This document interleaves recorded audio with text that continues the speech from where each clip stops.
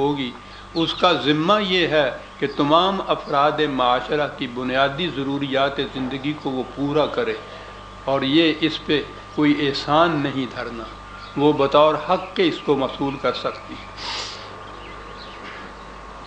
قرآن کریم میں آپ دیکھیے شروع سے آخر تک اس مسئلے کو بڑی اہمیت دی گئی ہے۔ قوموں کی زندگی میں وہ یہ کہتا ہے کہ ایک قوم تھی، اس کو چاروں طرف سے رزق آتا تھا، اطمینان بھی تھا اس کا، اس کو یاتیہا رزقہا رغدن من کل مکان، اور اس کے بعد کہا ہے کہ جب انہوں نے اس سے کفران برتا، جو کچھ ان کو ملا تھا، کفر کے معنی ہوتا ہے چھپا کے رکھ لینا دوسروں سے۔ ہر صاحب قوت نے کوشش کی کہ جو کچھ اس کو ہاتھ میں آتا ہے لے اور دبا کے رکھ دے۔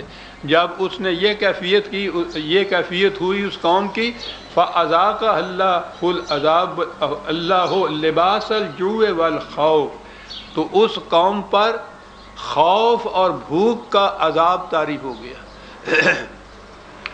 گویا بھوک اور خوف خدا کا عذاب ہے جو کسی قوم پر طاری ہو جائے۔ اس کے مقابلے میں امن، اطمینان اور بھوک سے بے نیازی، یہ ہے جو اس قوم کی کیفیت جس پر خدا کا انعام ہو۔ قریش کو جو انعامات خداوندی کی یاد دلائی گئی تو قرآن کریم میں ہے کہ ان سے کہو کہ اطعمہم من جوع و آمنہم من خوف، اس نے خدا نے تمہیں بھوک کی طرف سے بے نیاز کیا ہے اور خوف کوئی نہیں ہے تم پہ۔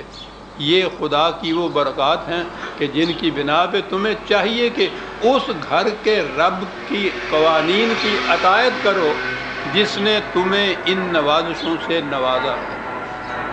مطلب یہ تھا کہنے کا کہ قرآن نے ایک فکرے میں بات واضح کر دی،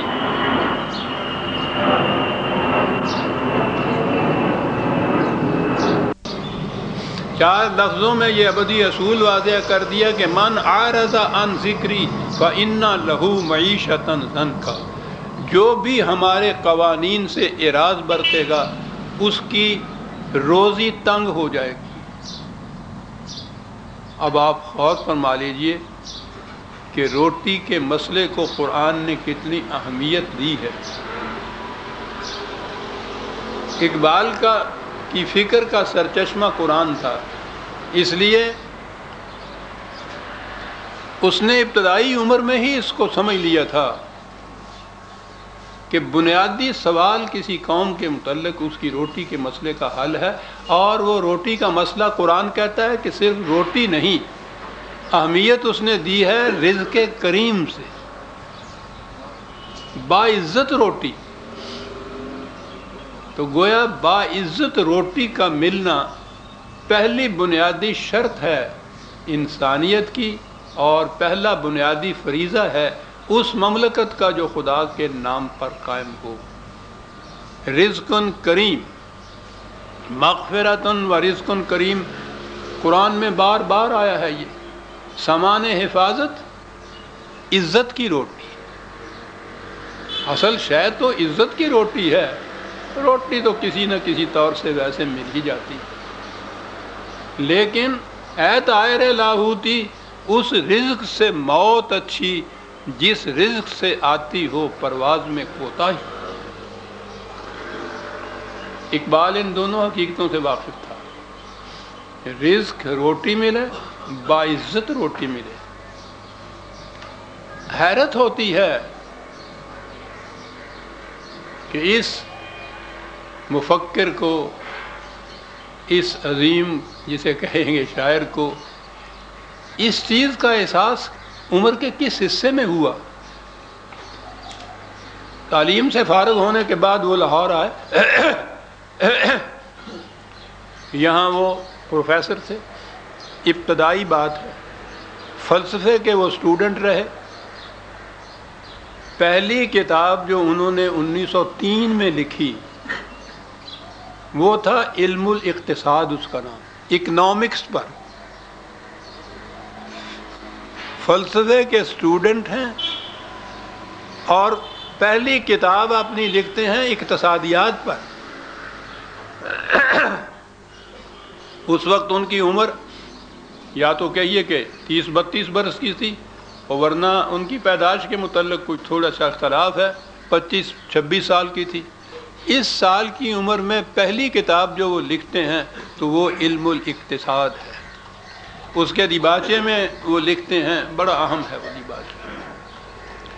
اس میں کوئی شک نہیں کہ تاریخ انسانی کے سیل رواں میں اصول مذہب بھی بے انتہا مؤثر ثابت ہوئے ہیں، مگر یہ بات بھی روزمرہ کے مشاہدہ اور تجربہ سے ثابت ہوتی ہے کہ روزی کمانے کا دھندا ہر وقت انسان کے ساتھ ساتھ ہے، اور چپکے سے اس کے ظاہری اور باطنی قوا کو اپنے سانچے میں ڈھالتا جاتا ہے۔ بڑی اہم بات ہے۔ ذرا خیال کرو کہ غریبی، یا یوں کہو کہ ضروریات زندگی کے کامل طور پر پورا نہ ہونے سے انسانی طرز عمل کہاں تک متاثر ہوتا ہے۔ غریبی قوائے انسانی پر بہت برا اثر ڈالتی ہے، بلکہ بسا اوقات انسانی روح کے مجلہ آئینہ کو اس قدر زنگ آلود کر دیتی ہے کہ اخلاقی اور تمدنی لحاظ سے اس کا وجود و عدم برابر ہو جاتا ہے۔ معلم اول یعنی حکیم ارسطو سمجھتا تھا کہ غلامی تمدن انسانی کے قیام کے لیے ایک ضروری جز ہے۔ غور کیجئے یہ فلاسفر کیا سمجھا کرتے تھے۔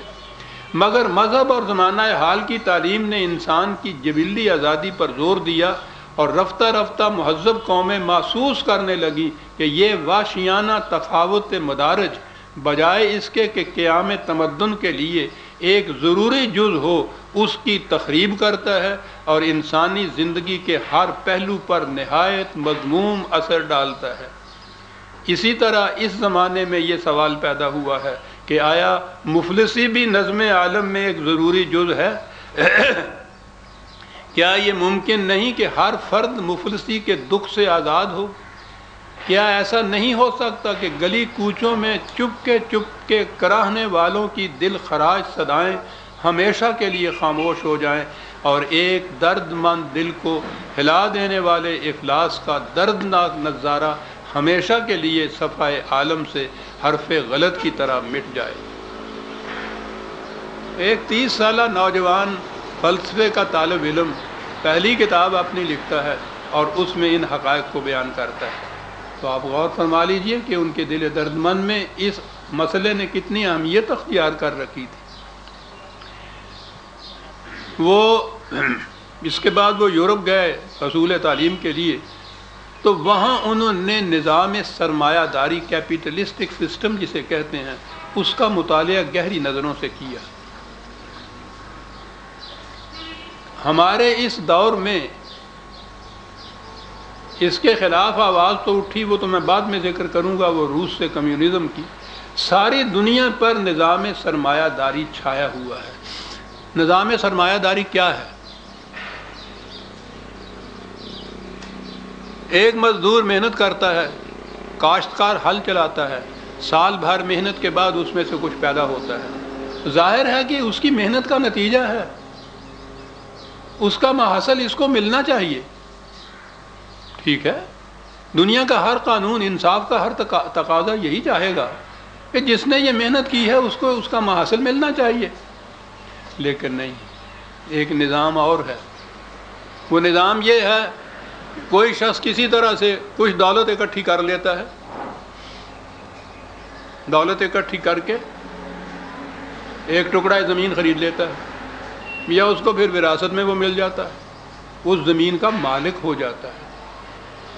خدا کی پیدا کردہ زمین جو تمام نوع انسانی کے لیے ذریعہ معاش تھی، زندگی کی زیست کا، رزق کا ذریعہ تھی، اس کا وہ مالک بن جاتا ہے۔ مالک کیا ہے؟ وہ 4 پیسے جو اس نے جمع کیے، کسی طرح اکٹھے کیے، چھینے جھپٹے کسوٹے، اور اس سے ایک قطعہ زمین خرید لیا۔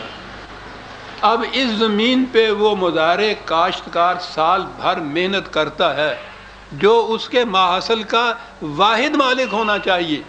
یہ شخص جس نے 4 پیسے دے کے وہ قطعہ زمین خریدا تھا، اس کی محنت کے محصل میں سے آدھا بلکہ آدھے سے زیادہ لے جاتا ہے۔ اس سے زیادہ روپیہ ہے تو فیکٹری لگا لیتے